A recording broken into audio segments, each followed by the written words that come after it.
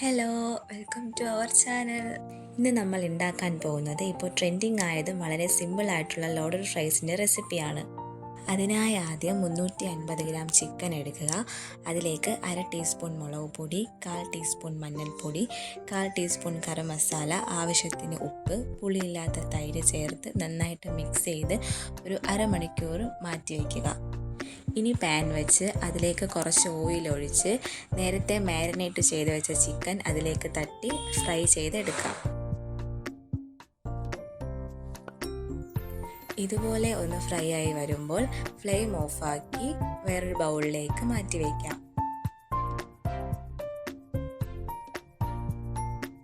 ഇനി ഇതിന് വേണ്ടി നമുക്ക് വൈറ്റ് സോസ് തയ്യാറാക്കാം.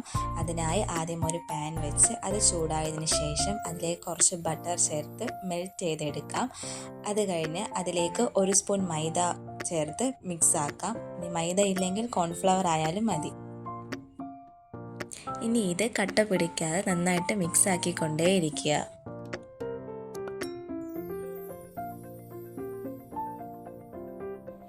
ഇനി ഇതിലോട്ട് 250 ml പാൽ ചേർത്ത് നന്നായിട്ട് മിക്സ് ചെയ്യുക. അടിയിൽ പിടിക്കാതെ നന്നായിട്ട് ഇളക്കി കൊടുക്കണം.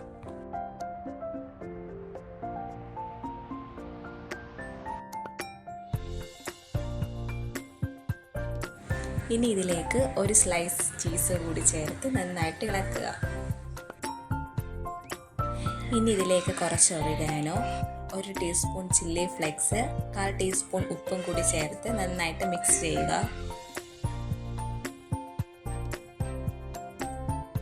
ഇനി ഇതൊന്ന് കുറുകിയതിന് ശേഷം ഫ്ലെയിം ഓഫാക്കി മാറ്റി വയ്ക്കാം.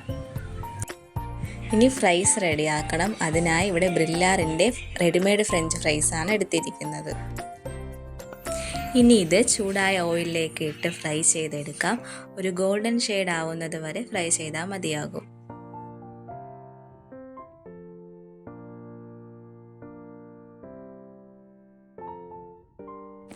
ഇനി ഇതിലേക്ക് ആവശ്യമായ സോസ് റെഡിയാക്കി എടുക്കാം. അതിനായി ഹോം മെയ്ഡായിട്ടുള്ള മയോണൈസാണ് ഞാനിവിടെ എടുത്തിരിക്കുന്നത്. അതിലേക്ക് കുറച്ച് കെച്ചപ്പും കൂടി ചേർത്ത് നന്നായിട്ട് മിക്സാക്കി എടുക്കാം.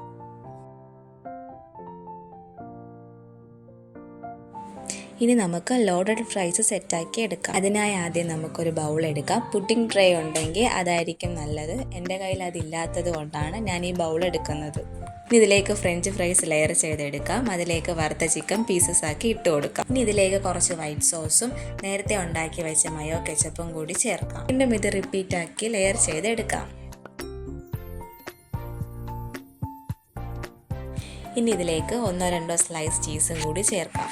ഇനി ഇതുപോലെ പാത്രത്തിൽ കുറച്ച് വെള്ളം വെച്ച് അതിൻ്റെ മീതെ ബൗള് വെച്ച് ചീസ് മെൽറ്റ് ആവുന്നത് വരെ ഒരു 5 മിനിറ്റ് ആവി കയറ്റി എടുക്കാം.